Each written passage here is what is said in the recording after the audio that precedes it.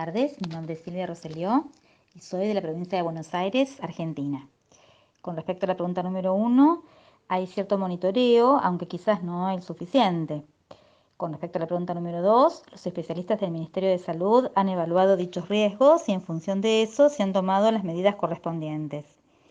Y con respecto a la número 3, las medidas son controles policiales para verificar el cumplimiento de la cuarentena y propaganda instando a tomar las medidas convenientes, desinfección, uso de barbijos y mascarillas, distancia social entre las personas y quedarse en casa respetando el confinamiento que hasta el momento sigue siendo obligatorio.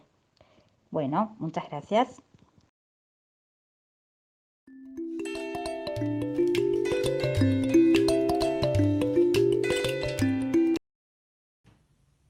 Hola, ¿cuál es tu nombre? Me llamo Patrick Simard, ¿Y dónde vives? en Quebec, una provincia de Canadá. Ya. Oye, sobre las preguntas. ¿Cómo es en el país, cómo se vive y se monitorea y se analiza la situación de salud de la población relacionada con el COVID? ¿Qué medidas están tomando? Tienes centros especiales para hacer test, para detectar el coronavirus, y podemos ir al hospital para hacer test. ¿Eso están en todas las ciudades de la región? Sí, todas las ciudades importantes, sí, han quedado en toda parte de la provincia. Perfecto. ¿Y qué acciones y políticas ha hecho el gobierno para abordar la pandemia?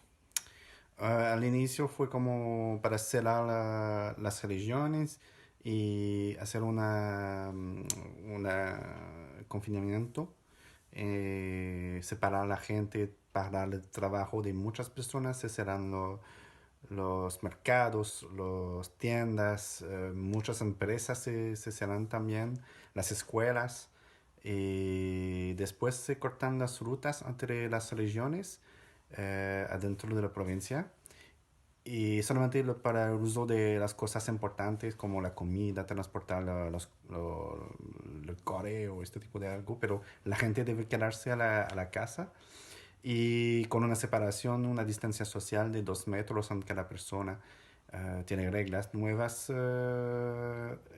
sí, nuevas leyes para y poder para las policías para dar este tipo de multa.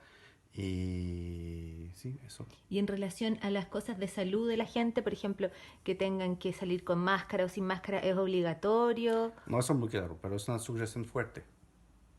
Perfecto. Y en los lugares, si por ejemplo yo tengo síntomas, ¿qué es lo que tengo que hacer? Ir al hospital o ir a un centro especial por No hay un este. teléfono, es ir Sí, directamente al sí, hospital. tiene sitio web, podemos llamar a un lugar para ver informaciones. Sí, tiene muchas informaciones así. ¿Y esos lugares son el hospital o son lugares como consultas médicas? A los hospitales, Los hospitales, a perfecto. donde que vamos. Sí. Em,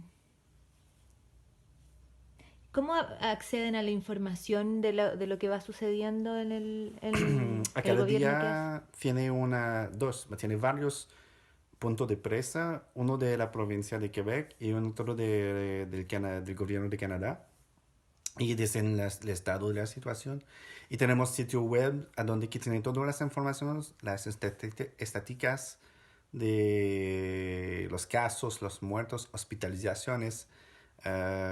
Todo eso es un sitio web que podemos ver y que se dejan a los periodistas al punto de presa que después se ponen en los sitios web de los periódicos. Perfecto. Muchas gracias. Gracias. Ya. ¿Cómo funcionan los lugares donde ha muerto la mayor cantidad de gente, que son las residencias para los adultos mayores? ¿De qué se Sí. trata eso? En Quebec, una provincia de Canadá, tiene más de 3.500 muertos y de eso son 2.500 que vienen de residencias para personas ancianas. Porque aquí en en Quebec, cuando una persona anciana necesita una ayuda importante, tiene residencias para eso, un lugar para vivir, un departamento parece normal, pero con servicios médicos y con actividades también para los ancianos. Y estas residencias eh, están más tocadas para el coronavirus porque son personas más débiles que viven juntos. ¿Y qué ha pasado con las políticas públicas que se ha dado a estas residencias? Porque ahí hay como una discusión. Sí, sí, en el futuro la gente piensa que debemos estar más cuidados y dar más dineros para ayudar a este tipo de residencia, menos residencias privadas, más de gobierno, para, para dar un servicio más responsable. ¿Y hay residencias privadas que han tenido problemas en la pandemia? Sí, residencias privadas también, como también las residencias públicas. ¿Y dónde recae más el problema por lo que se ha dicho en los medios? Públicas porque tiene más. ¿Y cuáles son los problemas que tienen de infraestructura o de gente que trabaje? Pienso que siempre falta personas para cuidar los ancianos. Falta trabajadores, falta dineros para dar un servicio más grande. Perfecto, gracias. Hola, mi nombre es Paulina Pavés.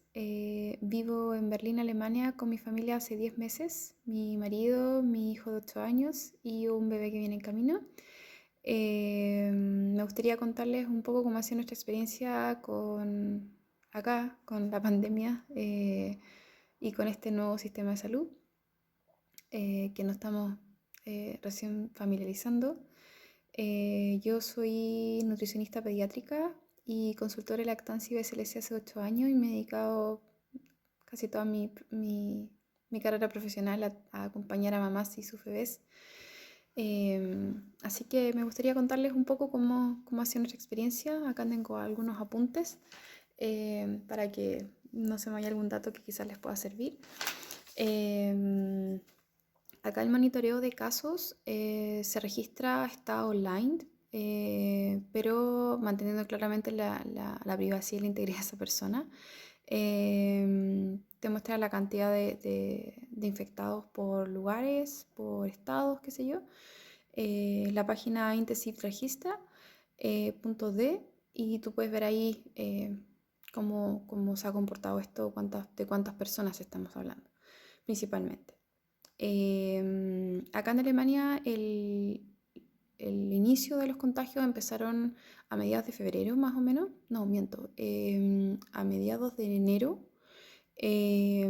Ya la quincena de marzo fueron los picos más altos y se mantuvo durante varias semanas hasta que el 23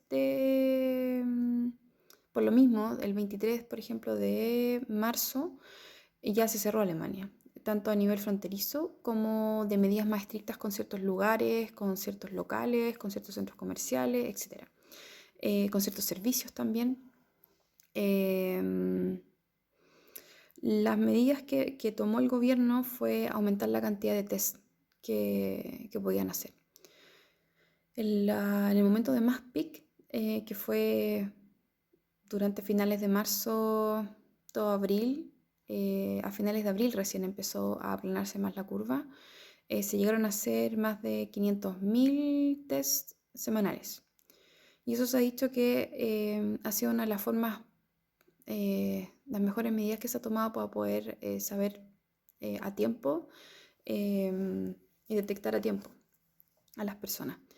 El otro también que se hizo fue, bueno, que los seguros de salud que hay acá se alinearon con el Estado, porque aquí la mayoría de los seguros de salud en gran medida los subvenciona el Estado por los impuestos que tú pagas, y tú pagas solamente una porción remanente mensualmente según tu grupo familiar. Se alinea, entonces eso quiso decir de que, bueno, la idea era como que ellos ayudaran a desaturar por otro tipo de cosas el sistema de salud. O sea, siempre el llamado fue como no vayas por otro tipo de cosas a atenderte, a no ser que sea de gran emergencia. Pero todo lo que se podía hacer online a través de estos seguros de salud se cubría. Entonces, por ejemplo, puedes tú llamar a tu seguro de salud, pedir que te atiendan online un doctor. Este doctor te puede mandar la receta, que es válida igual en las farmacias, por ejemplo, si necesitas un medicamento. Y también si te necesitas licencia médica, también te la pueden dar online para que tú la puedas presentar en tu empresa, que sigue siendo válido también. Y eso ayudó un montón a que el sistema principal no se vea saturado por otro tipo de casos que por ahora se pueden solucionar de otra manera.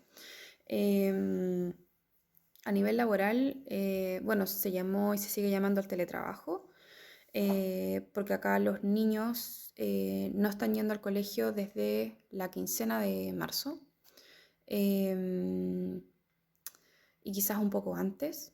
Entonces se entendió de que los niños no van al colegio, los papás no pueden trabajar, porque tampoco hay están los jardines ni nada por el estilo. Acá también no se estila, no se ocupa mucho que hayan personas que te cuiden a los niños en tu horario laboral. No se ve eso. Es muy poco común por un tema económico y porque no va un poco en la forma de crianza, por así decirlo, quizás que acá tienen la gran mayoría de las personas. Así que bueno, se entendió que había que llamarse al teletrabajo y así empezó a hacer. Empezaron a tomar medidas más estrictas, por supuesto, acá en Alemania están los estados federales. Eso quiere decir que cada estado federal decide lo que quiere hacer. Como este gran alcalde, por así decirlo, toma las medidas necesarias que se estime conveniente, según su equipo asesor, qué sé yo. Claro, el Estado dice, da ciertos lineamientos, se alinea con las organizaciones internacionales y de ahí se baja la información a los estados federales y cada estado decide qué es lo que quiere hacer. Se criticó mucho esto porque no había un lineamiento tan claro al principio, sobre todo cuando estaba quedando todo la embarrada y estábamos en el número 2 de infectados. Y algunos estados federales, que si no me equivoco fueron 3 o 4, de todos los que tiene Alemania, que son varios, tomaron la decisión de hacer cuarentena como tal. Porque, claro, ahí estaba la cantidad de replicación del virus y de fallecidos estaba siendo altísima. Entonces ahí se tomaron ciertas medidas. Por ejemplo, una de ellas fue Bavaria. Eh, lo otro también, pero el resto no funcionó con cuarentena estricta, ¿sí? Pero sí fueron medidas muy estrictas. Era como lo mismo, pero era muy extraño. Sigue siendo un poco extraño. Porque, bueno, el distanciamiento social es una cosa que aquí se sigue practicando. El uso de mascarillas, se cerraron ciertos locales comerciales, entonces tú al supermercado podías ir en cierto horario, se privilegió y se sigue privilegiando que en cierto horario van solamente las personas o embarazadas o de tercera edad, que aquí hay mucha gente de tercera edad, y cierta cantidad de cosas. Después cuando empezaron a abrir algunos locales, por ejemplo, de abarrotes o panaderías y qué sé yo, abrían solamente hasta las 4, después hasta las 6 de la tarde y así. Acá en Berlín todos los mercados cierran el día domingo, entonces también había que adecuarse un poco en el horario nomás. ¿Qué otras medidas que se hicieron? Bueno, a nivel también laboral, aparte de llamar al teletrabajo y esas cosas, se hicieron ciertos canales como de asistencia social, con ciertos fondos para que si tú acreditabas a través de tu lugar donde tú vives, como tu comuna, por así decirlo, que tú te acerques a esta comuna. Habían ciertas personas asistentes sociales, ¿ya? Que te ayudaban a poder como registrar, que en el fondo te has visto súper afectado con esto, que se ha cerrado tu centro laboral, de ingreso para la familia, para tú postular a ciertos fondos para poder mantenerte. También hay otros canales también para tú verte beneficiado a que el arriendo de tu local, por ejemplo, que tú arriendas para tu restaurante, para tu bar, para tu librería, etcétera, de centro de atención, no sé, pues, mi consulta, por ejemplo, de tener el arriendo de ese lugar por todo un año. ¿Qué más?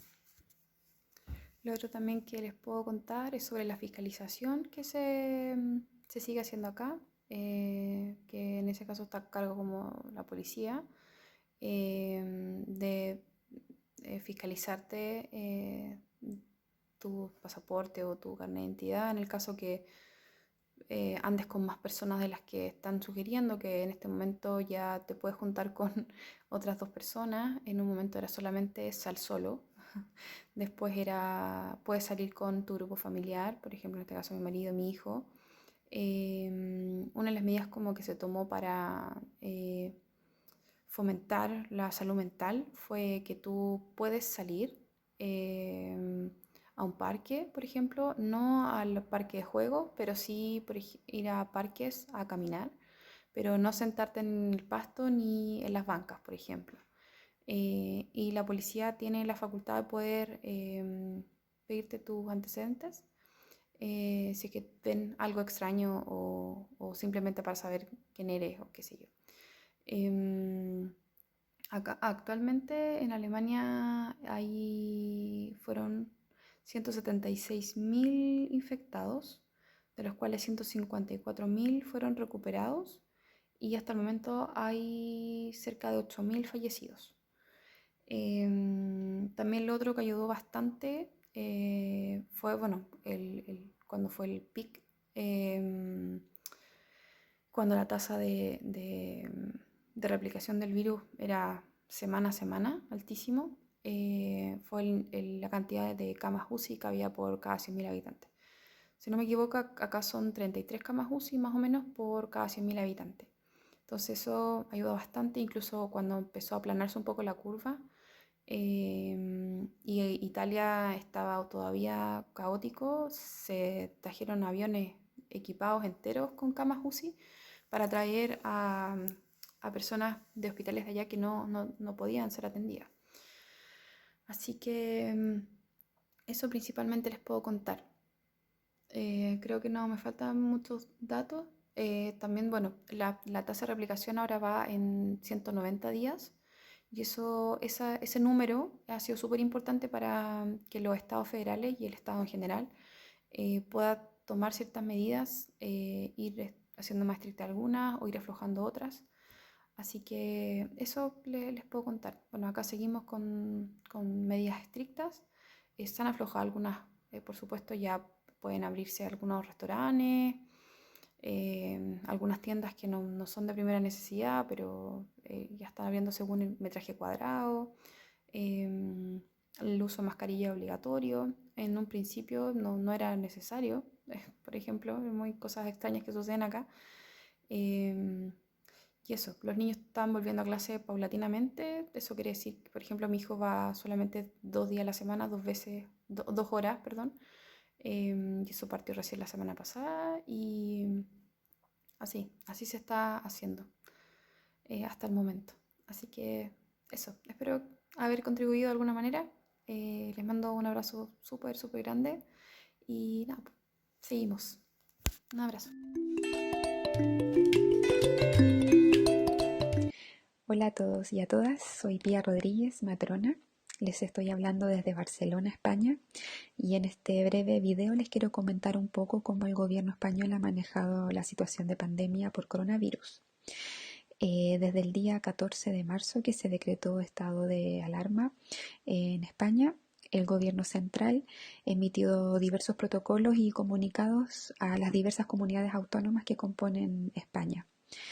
Esos protocolos implicaban hacer un confinamiento absoluto los primeros meses, que duró alrededor de 2 meses. El confinamiento absoluto implicó no salir de los hogares, a no ser que fuese netamente necesario, es decir, para ir a la farmacia o ir a comprar alimentos o bien ir al servicio de urgencia. Paralelo a eso, se cerraron las fronteras tanto de salida como de entrada y también se estipuló una línea telefónica en la cual las personas podían llamar y preguntar si los síntomas que tenían eran o no meritorios de ir a un servicio de urgencia, de atención. Posteriormente a esos 2 meses más o menos de confinamiento absoluto, se pasó en la primera semana de mayo a la fase 0 que se llamó, que es el proceso de desescalamiento. La fase 0 implica, que es la fase que estamos actualmente, implica que las personas podemos salir al exterior 3 horas en la mañana, de 7 a 10 de la mañana, y 3 horas en la tarde, de 20 a 23 horas, para hacer deportes o para salir a caminar. En esos horarios que les mencioné pueden salir todas las personas menos las personas mayores. El horario de las 11 de la mañana y durante la tarde, antes de las 20 horas, es el horario en el cual las personas mayores pueden salir. Recordemos que es una población de riesgo y acá en España es un número importante de personas. Yo creo que inclusive la mayoría de personas son personas mayores. Por lo tanto, para protegerlos a ellos y obviamente al resto de la población, se estipularon horarios diferenciados por rango etario. La apertura de los servicios básicos ha sido, la verdad, paulatino. Los servicios básicos de primera necesidad siempre estuvieron abiertos, con las precauciones estándar, digamos, de al entrar uno se colocaba guantes y mascarillas. Se hacía una fila para poder entrar, por ejemplo, a los supermercados, y a las farmacias se podía entrar solo de una persona. Hoy en día la situación de fase 0 que estamos acá en la Comunidad Autónoma de Cataluña, esa situación ha ido progresando y la gente puede entrar de mayor número al supermercado a comprar, a las farmacias, pero manteniendo la distancia de 1,5 a 2 metros, que es lo que acá exige.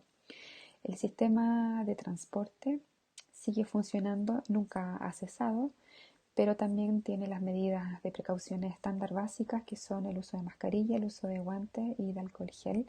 Y los buses, por ejemplo, el conductor está separado de una mampara con el resto del público, por lo tanto la entrada, la subida y la bajada por el bus es por las puertas traseras.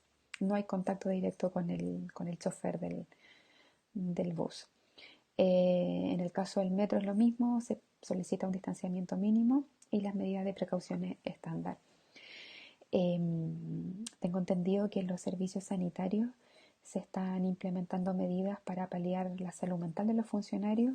Hay equipos de salud mental compuestos por terapeutas ocupacionales, por psiquiatras y psicólogos que están trabajando para poder contener de alguna manera la carga laboral y emocional que implica atender a usuarios y a usuarias con coronavirus. En el caso de la Comunidad Autónoma de Cataluña, por el gran tránsito de personas que tiene, sobre todo turistas, la fase 0 se prolongó un poco más. Se le solicitó al gobierno central que se prolongara un poco más esta etapa. Sin embargo, otras comunidades autónomas ubicadas hacia el sur de España y que tienen un menor número de contagios y de muertos, por ende, han progresado más rápidamente de la fase 0 a la fase 1. Así es que, bueno, eso les puedo comentar. La verdad es que a mí, como ciudadana extranjera, me impresiona que el gobierno ha tomado cierta responsabilidad hacia sus ciudadanos y ciudadanas. Sin embargo, y como pasa en Chile y en otros países, lamentablemente las personas que están con menor situación socioeconómica son siempre las más perjudicadas. Aquí las personas en situación de calle, las personas con dificultades de salud mental, las personas mayores, han sido un público que le ha pasado bastante mal en este periodo por las condiciones del encierro, por las condiciones de no tener un hogar y de tener que estar exponiéndose. Por otro lado, las personas que son autónomas y que tienen sus trabajos, digamos, de manera autónoma también obviamente se han visto muy perjudicadas. El gobierno de alguna manera ha estipulado una especie de sueldo mínimo. Sin embargo, todos sabemos que en países como España y sobre todo en ciudades tan caras como Barcelona se hace bastante difícil sobrellevar una vida cotidiana con un sueldo mínimo. Así es que, bueno, esperando que la situación vaya mejorando y que la gente vaya tomando conciencia de la gravedad que implica esta situación. Les mando un abrazo y que estén muy bien.